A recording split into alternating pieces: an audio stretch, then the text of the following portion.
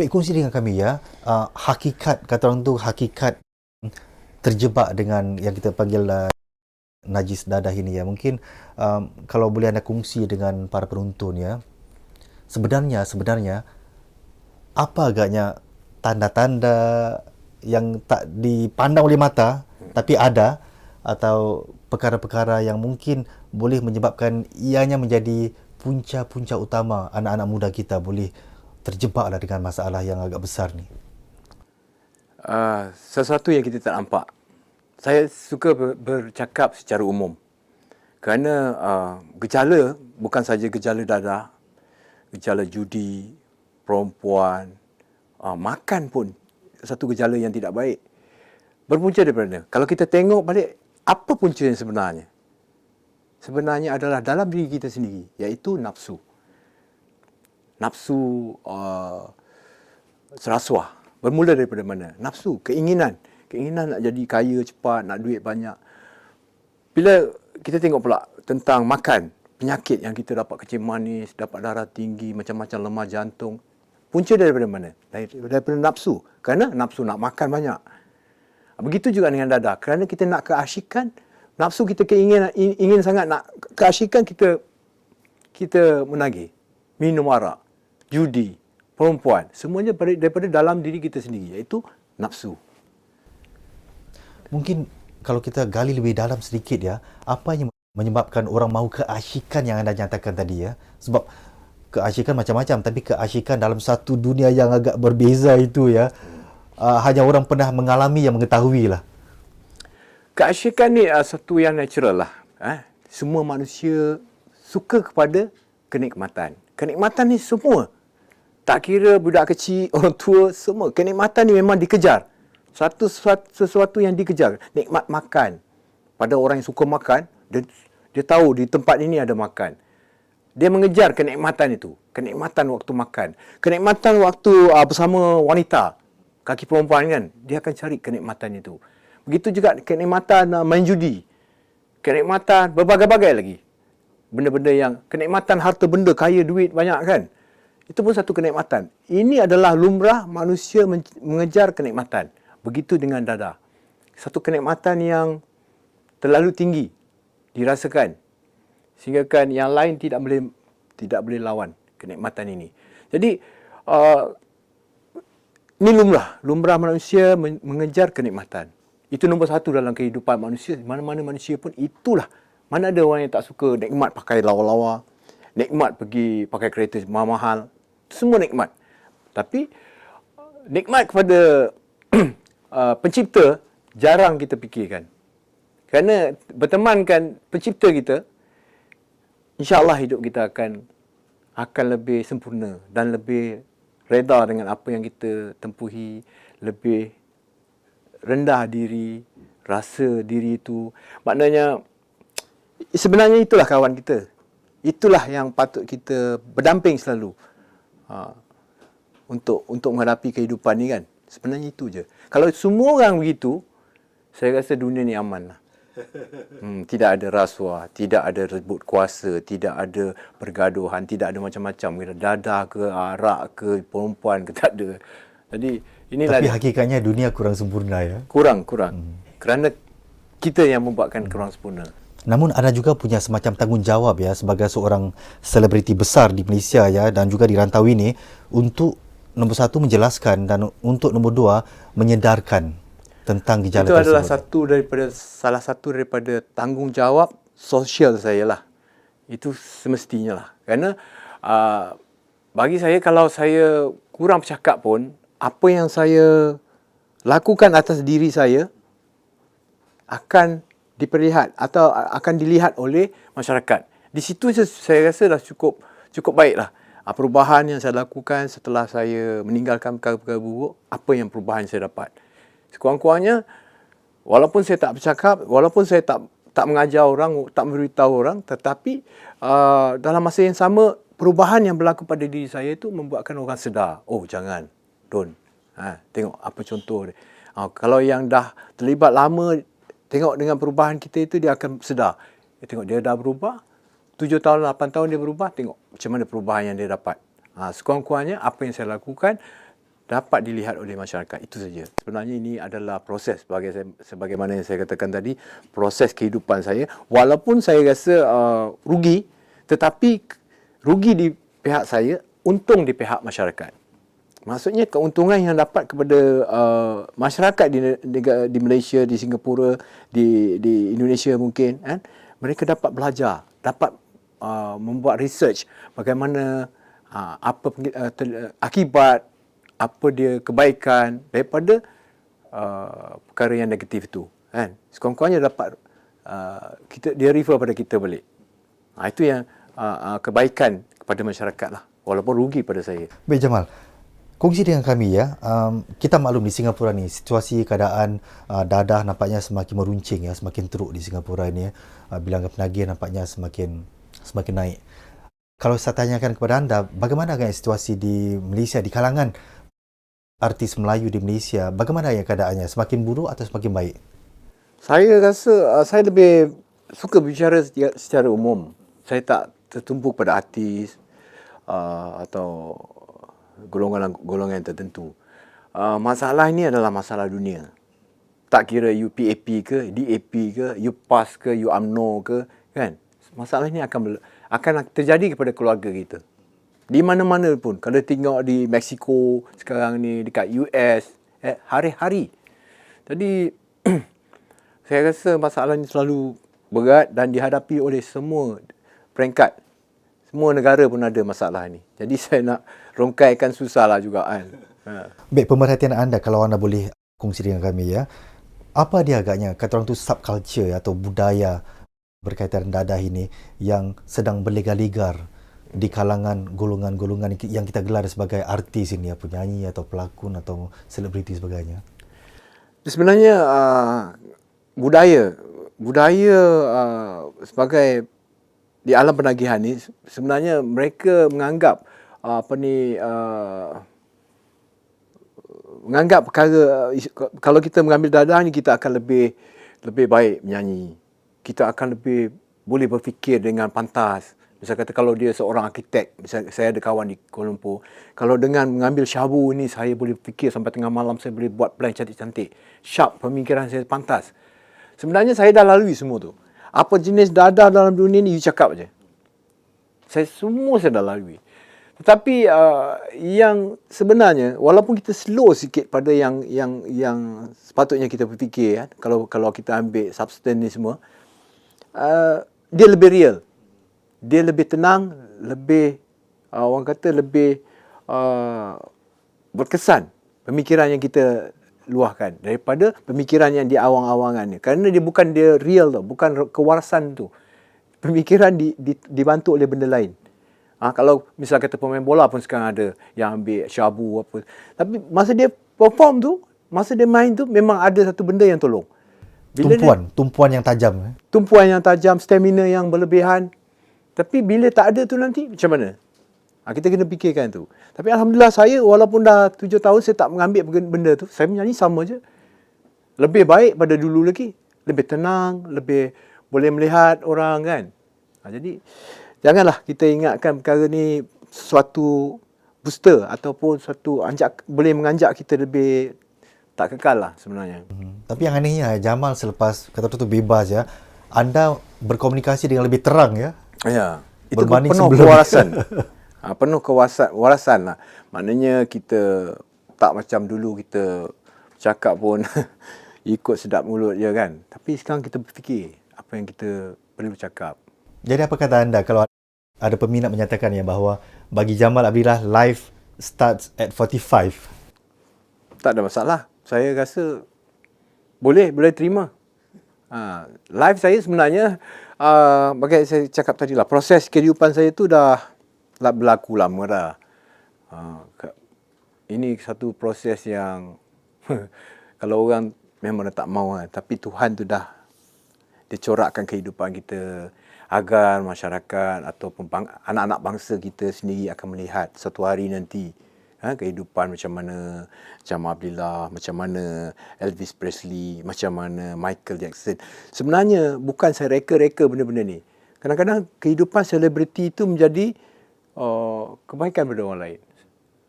Jadi, yalah, saya bersyukurlah di akhir kehidupan saya ni, saya dapat senyum, saya dapat jaga anak-anak saya dapat jaga keluarga saya ada bisnes sendiri. Jadi jauh daripada apa yang saya lalui dululah. Baik Jamal, bercakap tentang menjadi seorang penyanyi ya. Dalam satu wawancara dengan M. Nasir agak lama dahulu ya, saya pernah bertanya kepada M. Nasir bahawa siapa dalam pandangan beliau penyanyi lelaki yang terbaik dalam pandangan beliau, dan jawapan beliau adalah Jamal Abdillah kerana mempunyai suara, katanya suara jantan yang begitu unik, begitu menarik sekali ya. Mendengar ya komen tersebut, apa komen anda? Kalau dikatakan suara yang terbaik, saya rasa ramai lagi. Dalam dunia ni pun ramai lagi suara yang bagus. Kalau kata keterampilan yang bagus sebagai seorang penyanyi, pun ramai lagi orang yang ada kan. Jadi saya bersyukurlah kerana bagi saya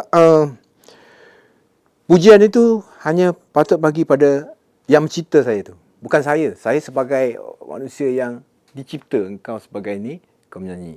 Tapi yang pencipta kita tak sedar. Dia yang bagi suara pada saya. Dia bagi pemikiran pada saya. Jadi tak perlu puji saya sebenarnya. Perlu puji pada pencipta dia. Oh, Tuhan bagi ciptaan orang yang macam ni. Baik Jamal, anda sekarang juga nampaknya sudah masuk UMNO ya? Okeylah. Boleh kata. Memang saya seorang ahli UMNO lah. Dah lama ni. Sebenarnya saya daripada arwah bapa saya dulu orang kuat UMNO. Di negeri Perak kan, dia sebagai pengurusi tetap Pasir Salak. Jadi saya memang dah terdidik lah. Dan saya nampak pun dari pemerhatian saya sendiri, memanglah itu yang kita perlu pertahankan. Sekiranya kita ambil yang baru, bisa kata kita cuba untuk menukar kepimpinan yang ada sekarang ini, ianya akan mengucar-kacirkan. Maksud saya, sekali, macam pepatah orang tua pernah berkata, sekali air bah, sekali pasir berubah. Maknanya, bila pemimpinan yang baru yang akan hadir, ianya akan kita structure balik. Orang ni akan duduk sini. Siapa pula akan di jabatan ini, di kementerian ini. Jadi, kelam kabut jadinya. Jadi, apa yang ada ni kita pertahankan. Kita perbetulkan. Umpama, saya suka bagi contoh, kita di lautan yang bergelora, lemas di lautan yang bergelora, dan ternampak sebuah kapal, sebuah bahtera yang besar. Dan punya nahkoda kapal yang begitu bijaksana. Seorang yang bijaksana. Dan ramai kelasi-kelasi kapal. Jadi, sebuah kapal yang besar. Yang sebelah lagi ni, sebuah kapal, tongkang. Sebelah tongkang. Tapi ada 3 nahkoda. Ini saya suka berkias lah. Jadi 3 nahkoda ni tak tahu siapa yang nak pimpin kapal ni lagi.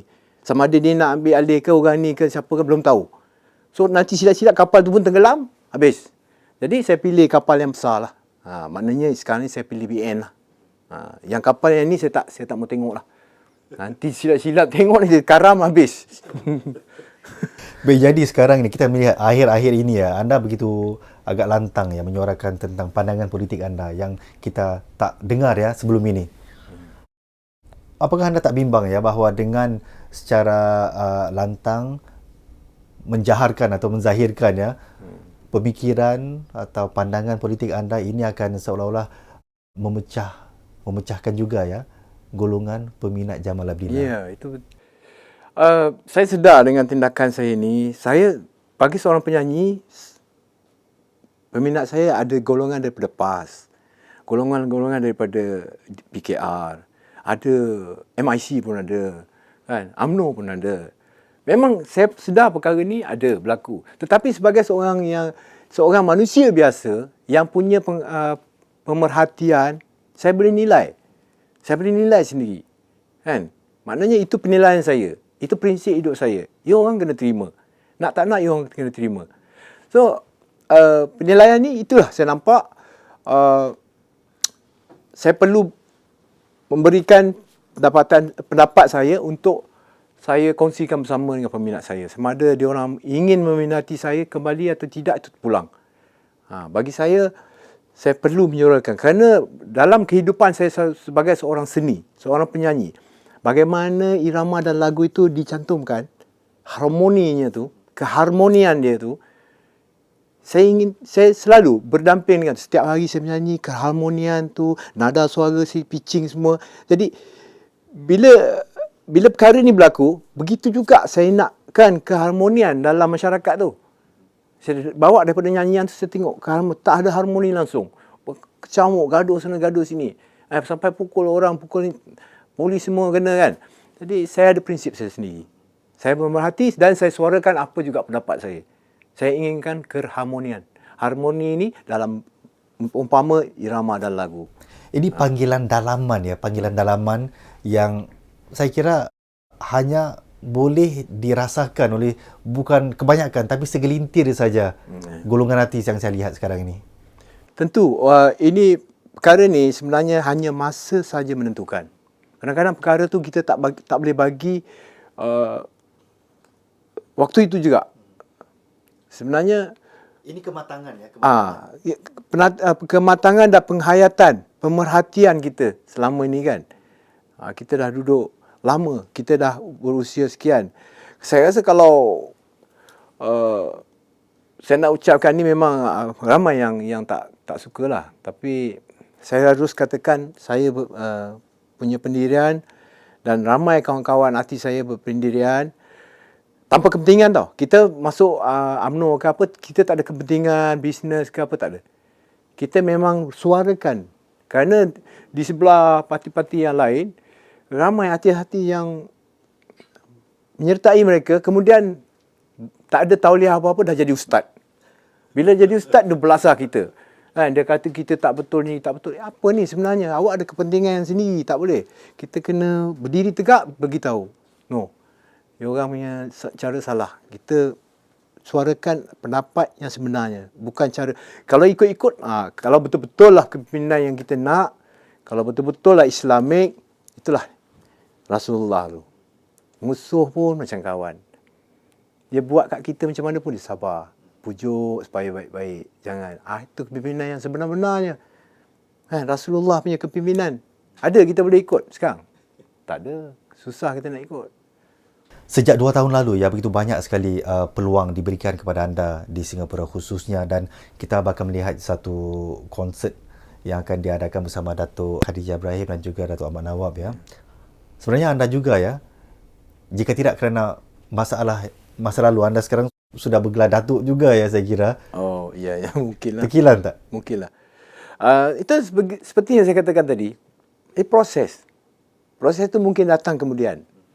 Tapi proses itu menarik tau. Bagi diri saya bersyukur. Proses yang berlaku pada saya tadi dapat dinilai oleh orang lain. Mungkin anak-anak saudara, mungkin anak-anak buah saudara mara, kan? Dapat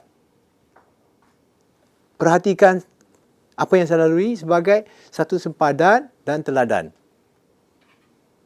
Jadi ada kebaikan. Kerana itu jugalah Tuhan tu masih sayangkan saya sebenarnya. Dia bagi saya peluang, bagi saya show. Baik Jamal, dahulu sewaktu awal-awal jadi penyanyi, apa dia falsafah hidup anda? Dan sekarang pada usia 53 tahun ya, apa falsafah hidup anda? Kalau ada perbezaan antara dulu dan sekarang. Soalan ni saya susah sikit nak jawab lah. Tetapi saya waktu kita remaja kan, bila kita bernyanyi, kita penuh dengan perasaan tau. Kita penuhkan apa juga lagu, kita kaitkan dengan kehidupan kita. Kalau sedih, kalau bercinta, kita bercinta. Waktu itu waktu remaja. Tapi bila kita dah dewasa macam ni, banyak tanggungjawab di rumah, di pejabat, jadi dia bercelaru sikit. Jadi apa yang penting, saya tahu kehidupan saya ialah, falsafah saya adalah seorang yang menghibur hati orang. Itu yang saya tahu.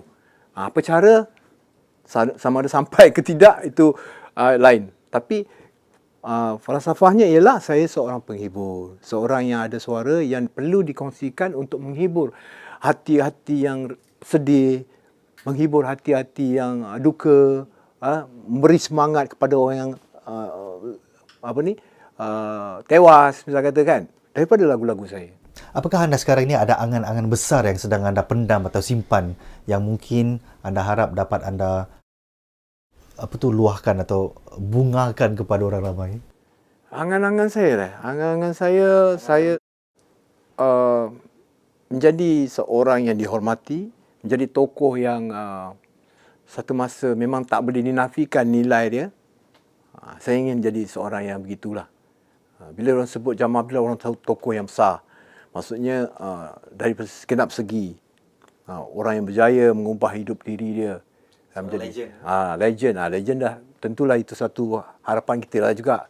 Tapi kalau boleh legend, living legend lah. Bukan dah mati besok. Kan? Dah mati tak guna. Masa kita hidup ni orang respect kita. Akhir sekali Jamal, kalau saya tanyakan ya, seandainya anda diberi peluang untuk mengulangi satu aspek, satu kehidupan anda yang pernah anda lalui, mungkin apa yang mahu anda ubah? Saya ingin mengubah masa. Saya ingin masa tu sewaktu saya budak-budak lagi. Saya ingin perbetulkan kehidupan saya yang lalu. Saya ingin masa. Masa tu dah tak dapat lagi dah sebenarnya. Masa tu dah berlalu begitu saja. Saya harapan yang paling itulah dia. Kalau dapat merebut masa yang dapat perbetulkan balik kehidupan ni, pengisian kehidupan, pelajaran, apa semua lengkap. Tapi apa nak buat, benda tu tak boleh dapat balik lah. Baik, apa harapan anda tentang konsert besar yang bakal anda lakukan menjelajah di Malaysia dan berakhir di Singapura? Itu sesuatu yang saya dah berbincang dengan Datuk Dr. Ahmad Nawab. Saya dah berbincang dengan Datuk Khatijah Ibrahim. Dan perjalanan konsert itu dah saya lakar sebenarnya. Jadi saya saya dah berbincang dengan mereka sama ada mereka bersetuju atau tidak. Kerana saya tak mahu orang buat konsert kali ini sekadar menyanyi keluar.